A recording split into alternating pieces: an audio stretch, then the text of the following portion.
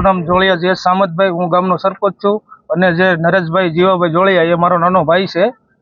ને એને જે પહેલાં કાંઈ પણ કેસ થયેલો છે ને આ લોકો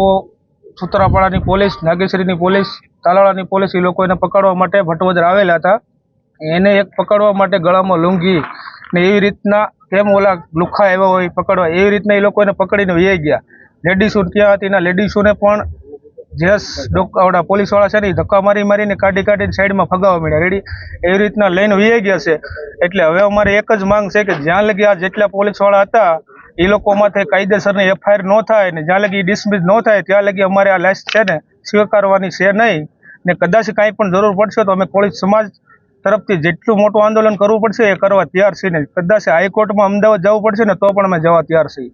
અમે જે નરેશભાઈ જીવાભાઈ જોળિયાના અમે પરિવાર છીએ અને આજે અમે નાગેશ્વરી પોલીસ સ્ટેશનની અંદરથી અમારી FIR ન લેવાને કારણે અમે સૂત્રાપાડા પોલીસ સ્ટેશને અમે આજે FIR લેખિત દ્વારા અમે આપેલી છે. હવે અમારી FIR જો આ લોકો પોલીસ સ્ટેશન સૂત્રાપાડા દ્વારા નહીં લેવામાં આવે ત્યાં સુધી અમે અમારા મૃત્યુ જે નરેશભાઈ જીવાભાઈ જે હાલ અત્યારે જુનાગઢથી સમાચાર આવી રહ્યા છે કે અમારી બોડી જે છે તે અત્યારે જુનાગઢ ખાતે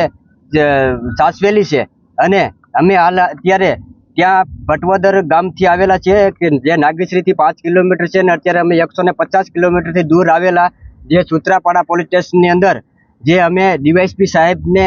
અત્યારે હરૂભરૂ એક FIR સાથે એક કોપી અને તેમને આપેલી છે. અને હવે પછી જો અમારો FIR દર્જ અને ઓનલાઈન FIR નહીં થાય તો અમારા જે પરિવારની માંગણી છે અને અમારા સમાજની જે માંગણી છે અને હવે પછી જો FIR દાખલ નહીં કરવામાં આવે તો અમે હજી પણ આગળ જવા માંગીએ છીએ. અને FIR આપણે જે